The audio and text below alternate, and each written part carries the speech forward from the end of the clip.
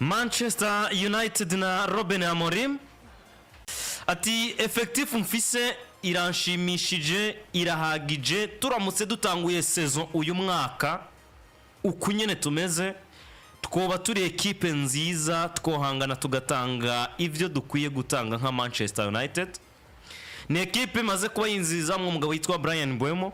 Matheus Cunha, ayo niyo mazina novuga ngo afatika maze kwinjira muri iyi process equipe ya Manchester United na Ruben Amorim muri rusangi, ariko ni equipe bigaragara ko ikiratandukana na bamwe mu bakinyi bagiye batandukanye. Marcus Rashford yaragiye mu ntizanya muri equipe ya FC Barcelona. Alejandro Garnacho bigaragara ko atari muri projet zabo. Anton ntari muri projet, ari mu bakinyi bagomba gusohoka muri equipe, ariko uko vyogenda kose ni equipe twari twiteze ko igomba kuja ku isoko ikarondera abakinyi bandi cyane cyane bishingiye kuko tubona yari yahejeje saison iheze. Uyu munsi kuri effective Ruben Amorim afise kuri Old Trafford nico tuzi mu ishusho ya Manchester United ni equipe yo kushingira ku busatirizi, tuvuga ngo bafise Brian Mbeumo, Matheus Cunha n'abandi bagomba kuba bahari. Wanashaka equipe yose simfatire kuri secteur d'attaque yonyene, twovuga ngo ni Manchester United ivyayo biruzuye birakwiye ku rugero ruhagije go kuza guhangana n'andi ma club muri Premier League. Ya uravye Manchester United kwiri jambo Amorim yavuze yihenze cyane kubera squad ya Manchester United yagiye itunga squad isumbiye inshuro 10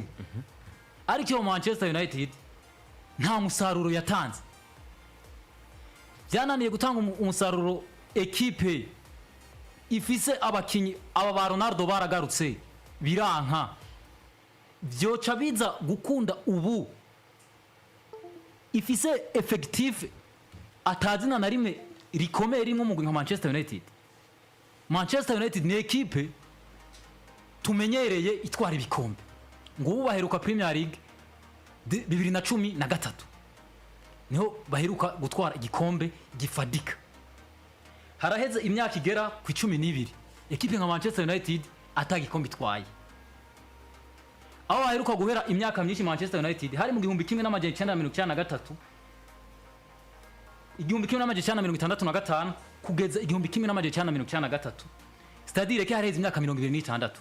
Manchester United yatwaye igikombe nka Premier League. None ubu Ruben Amorim acaza tangaza imbere y'ibitangazamakuru ngo effective ya Manchester iruzuye irakwiye. Nta na gato, hubwo uravye poste par poste Manchester United itagize amahigwe ngo yeregwe kuza muri Big Four. Ni ikintu kigoye cyane, ni ikintu kigoye kandi no gusubira kugera kure, ndavuga nka Europa League ni ibintu bitabaho ku equipe nka Manchester. Gutese ushobora kugira recruitment ya Mbeumo na Matheus Cunha numero 10 ugaca wijajara hari ngo rohejeje amarokritema, ahubwo je no uvuga ko numumenyereza atagwe gafise kumenyeza Manchester muri equipe. Amafaranga ariyo ho gusaba amafaranga ngo arokrite abandi bakinyi, ace yijajara avuga ngo yahejeje gukora amarokritema muri equipe. Arabona ingene Chelsea, Man City, Liverpool, Tottenham ingene bariko bariyubaka, mugaca avuga ngo yahejeje gukora recruitment. Ukiri kurako nyene bwana Hazard, uyu munsi twovuga ko Manchester United ari equipe yikwije ku rugero rufatika. Ni imyaka yose tubona imaze idakora ku kintu bita amatrofa remereye, nishobora kuyifatira muri angle ya Manchester United mu kijanye n'ubutunzi twari tuzi mwaya myaka iheze, ariko kuba atamatrofa bariko baratwara bikabiko birabasubiza inyuma mu buryo bw'ubutunzi, ari byo bituma tutayibona ku isoko cyane gusumba uko twokwiyumvira ngo nukunyugwa no gushaka gukoresha bafise muri effective. Ya tugaruke ku banyamitari ba equipe ya Manchester United. Famille Glazer no mu misi yeze yinjiyemo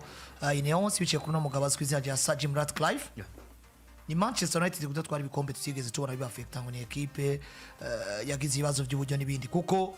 ni ekipe idandaza haba mamayo ni ekipe abantu binjira ku kibuga madroite veni ni ekipe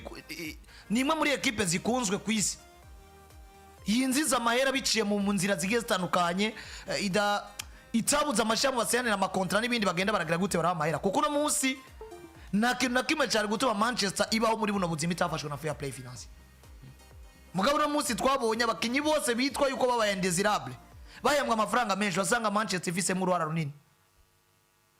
kuko no munsi je uwombwira ngo Manchester mu bakinyi tunze dufate nka biri kirasoro bunyene Anthony yaguzwe ijana avuye kwa Ajax none no munsi w'indesirable nyuma y'imyaka ingahe nahembwa neza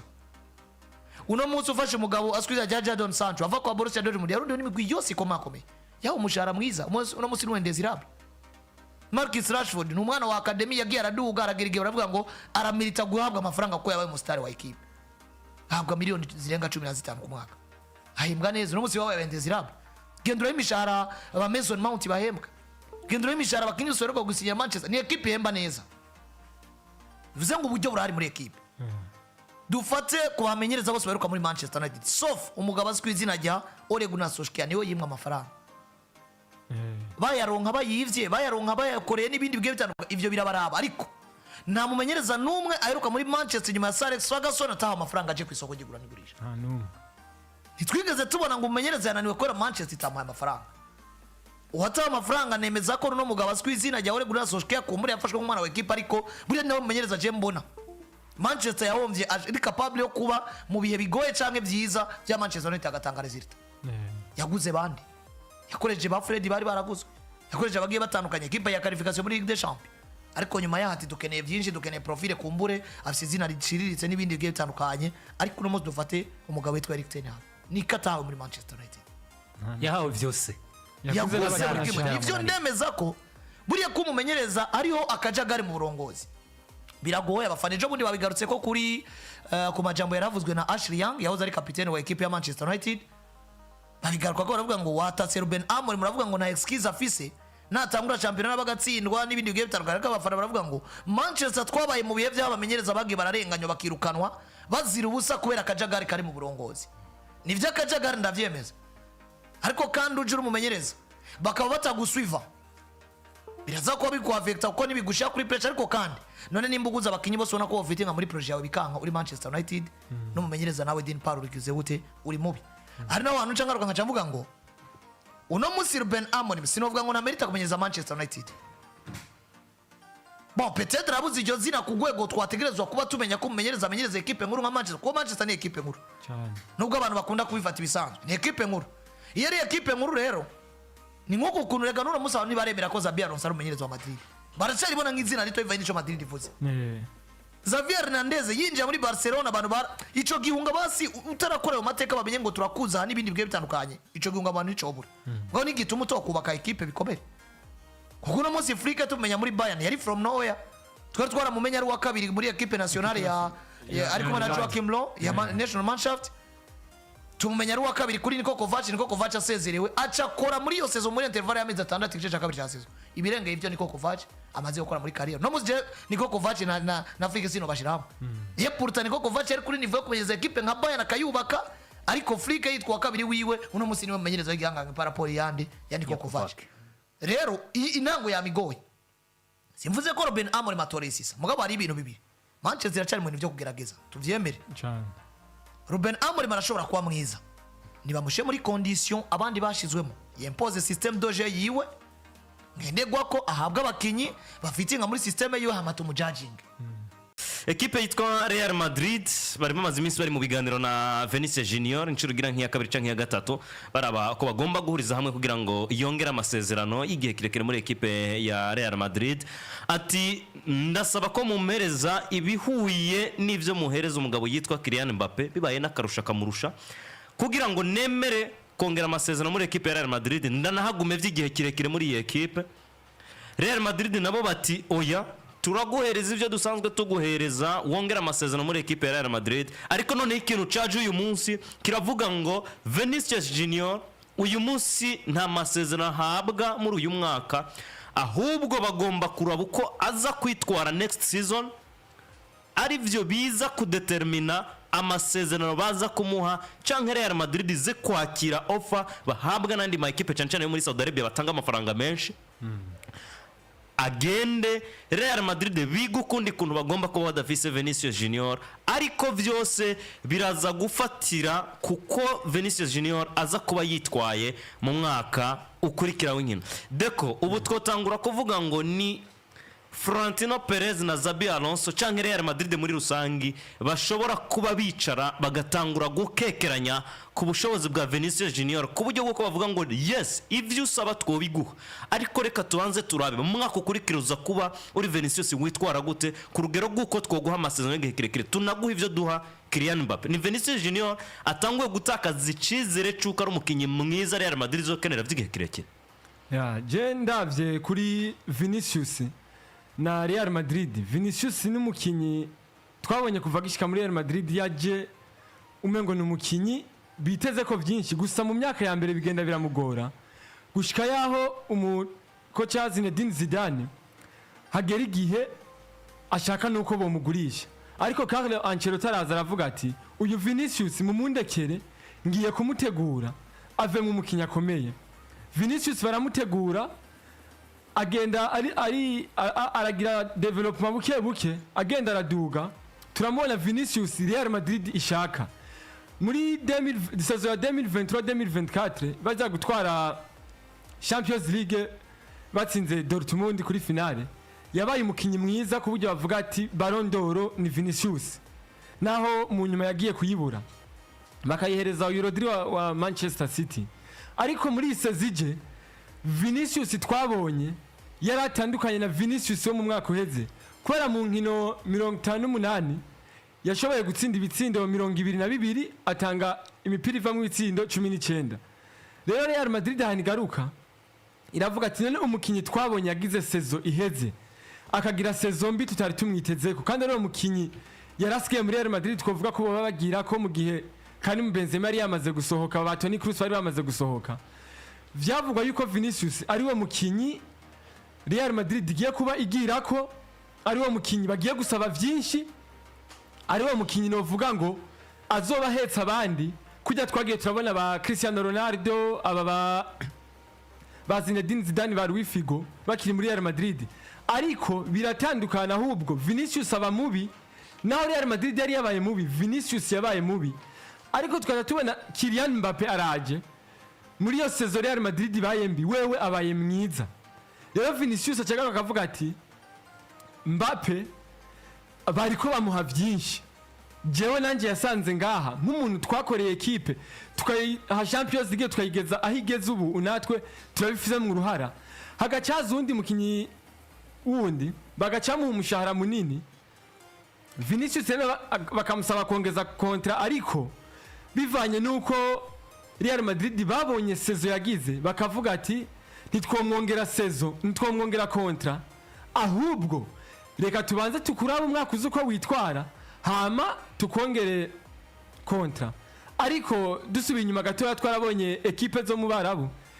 zizana offre y'imiliyoni 320 kuri Vinicius. Real Madrid ntacyo yabivuze ko ahubwo bavuze ati twebwe turacyaganira na Vinicius twumve yuko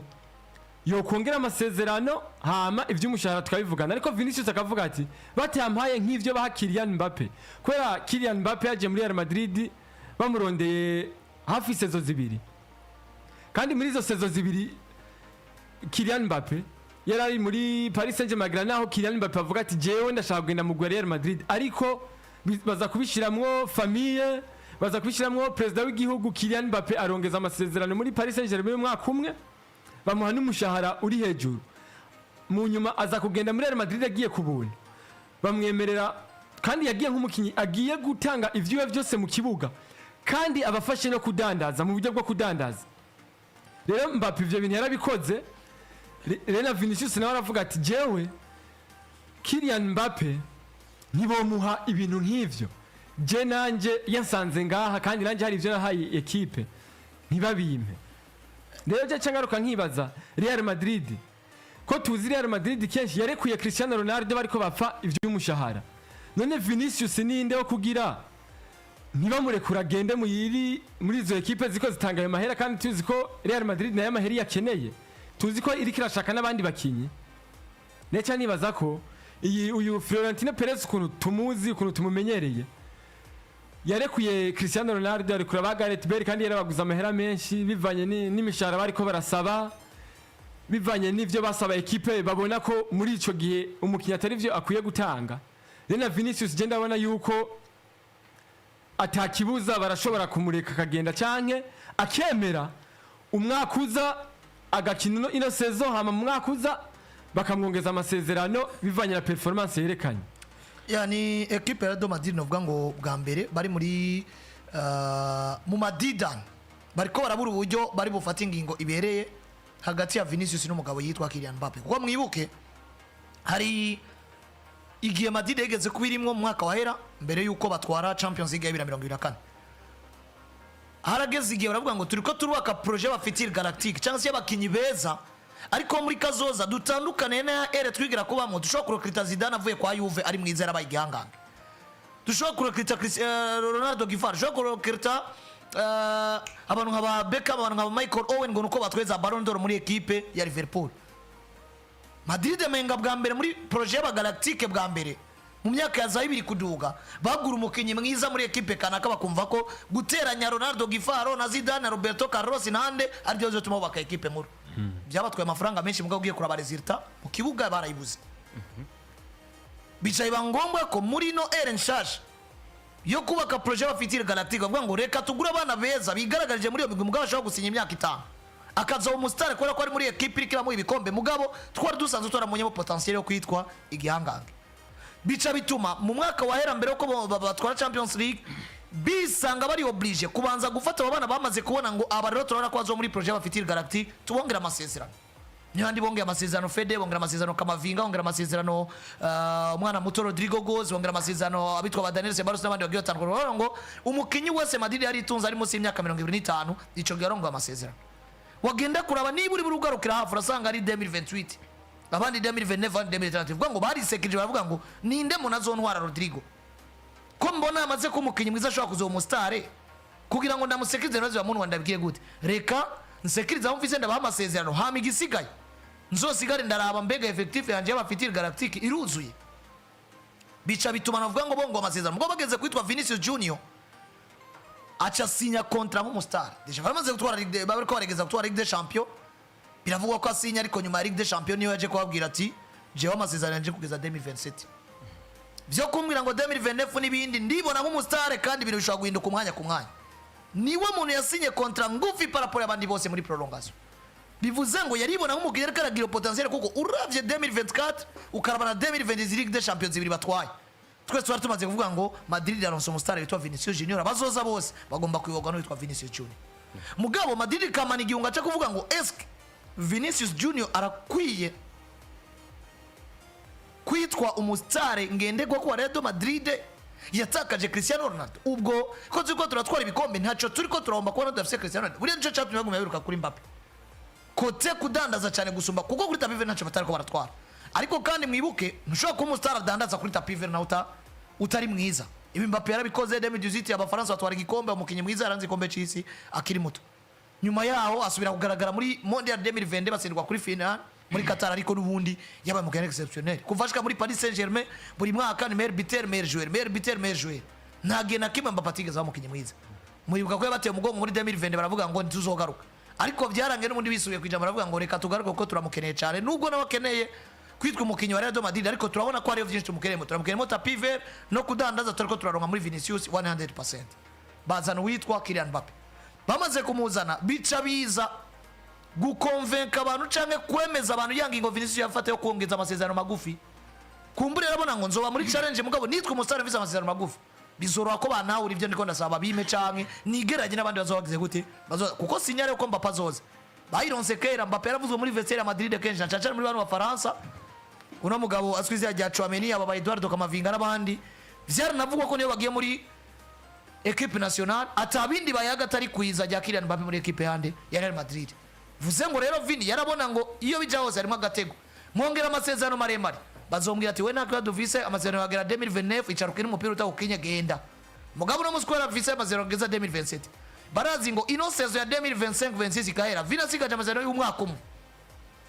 agacagaruka nko kuri ya niveau ariko muri 2024 tubona ngo aramerita Ballon d'Or. Vini ntuzomugonda ari mwiza gusumba Mbappe, uzomuha ivyo ashaka vyose. Rero naho vyagiye birazungurukira rero ncangaruka kutuntu tubiri nsa n'urangiza kwikintu ndagaruka kugwe guwitwa Vinicius Junior. Twese turamuzi Vini nk'umukinyi mwiza gusumba kumenya nk'umukinyi mubi.